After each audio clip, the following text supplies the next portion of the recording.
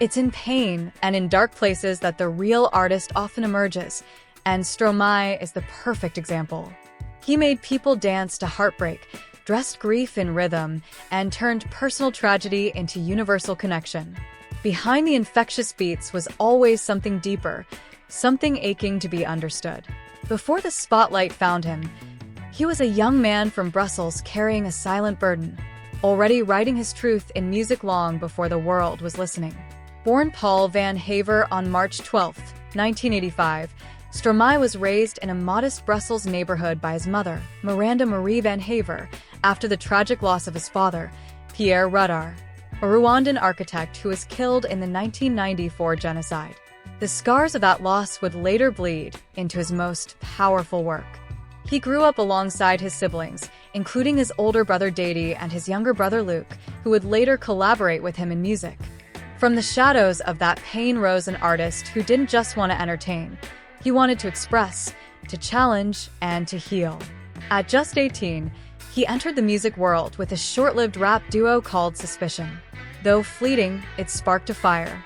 He released an EP and signed a 4-year deal with Because Music and Kilometra, quietly preparing for the moment he would break through.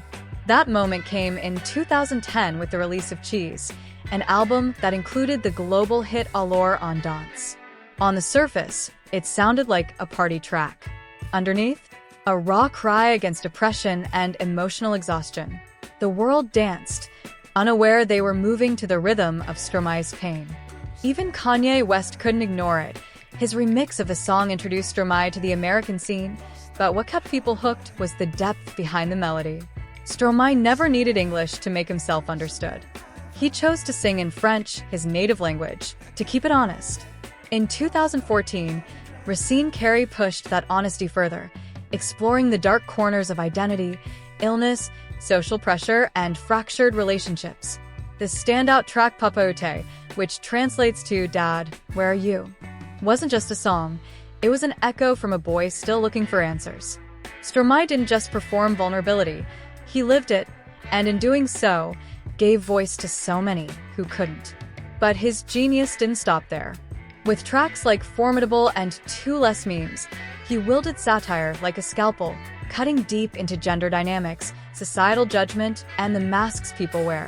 His music danced between light and shadow, between electronic vibrance and emotional gravity. And as his art reached new heights, his body and mind began to break down. In 2015, during an African tour, everything crashed. Fatigue turned to panic attacks, hallucinations, sleepless nights.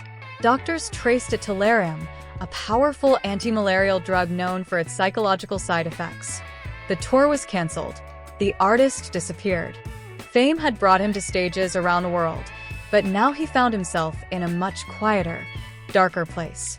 Yet in that silence, he found his anchor. On December 12, 2015, Stromae secretly married Coralie Barbier, his stylist, his creative partner, and ultimately his source of strength. Their wedding, officiated by Catholic priest Guy Gilbert in Mechelen, was as private as it was sacred. 3 years later, in 2018, they welcomed their son, Lucas Tripoto, into the world.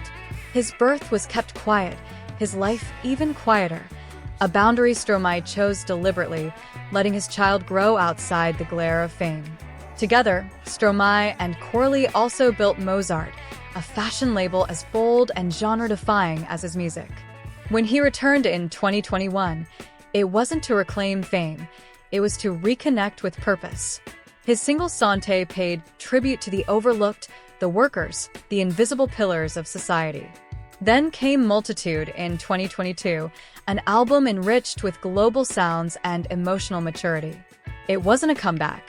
It was a transformation, an artist reborn, not despite the pain, but because of it.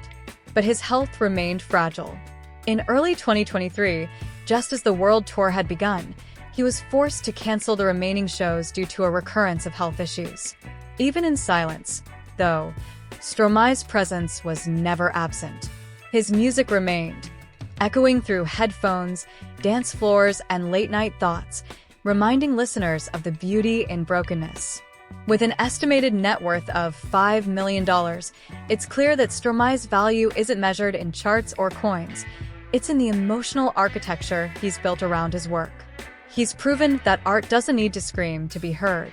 Sometimes, it's the quietest voices, the most wounded ones, that speak the loudest. His journey has never been about perfection. It's been about rhythm and resilience, a dance between joy and sorrow. He once said that no matter how dark life gets, we still need to keep dancing. And through every beat, every lyric, every silence, he continues to show us how. Thank you for watching.